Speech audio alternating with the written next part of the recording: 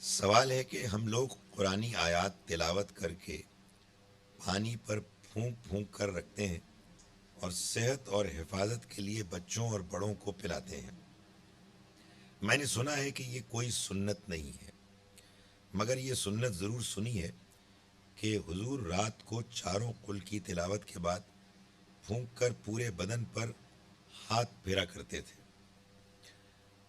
میرا اپنا اس معاملے میں جو رجحان ہے وہ یہ ہے کہ انسان کو بیماری یا دنیا میں کوئی اور مقصد کے حصول کے لیے اصلاً تو اللہ سے دعا کرنی چاہیے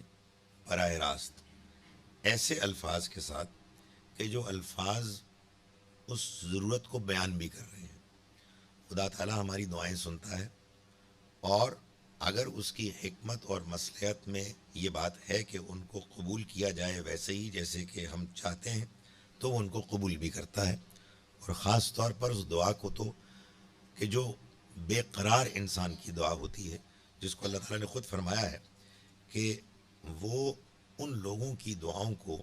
کہ جو مضطر ہوتے ہیں، بے قرار، بے چین، مجبور ہوتے ہیں، ان کی دعاؤں کو تو لازماً سنتا ہے۔ یہ اس طرح کے عمل جیسے کہ یہاں سوال میں پوچھا گیا ہے، نبی صلی اللہ علیہ وسلم سے ثابت ہیں، اور جب کوئی چیز آپ سے ثابت ہو، یعنی اپنے بدن پر پھونکنا یا بعض اوقات پانی پر پھونکنا، تو یہ در حقیقت ایک سمبولکلی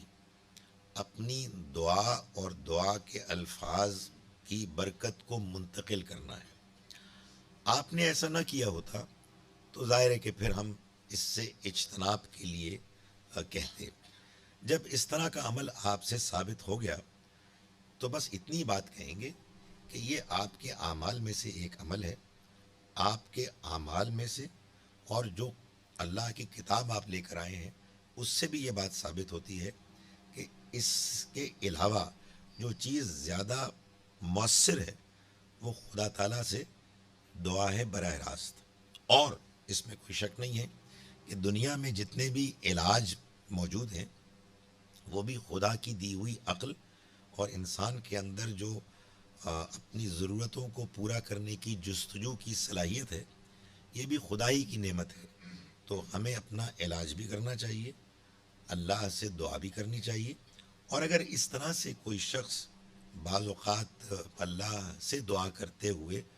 اس کے اثر یا برکت کو منتقل کرنے کے لیے سمبولیکلی کوئی ایسا کام کرتا ہے تو اس میں کوئی حرج نہیں ہے۔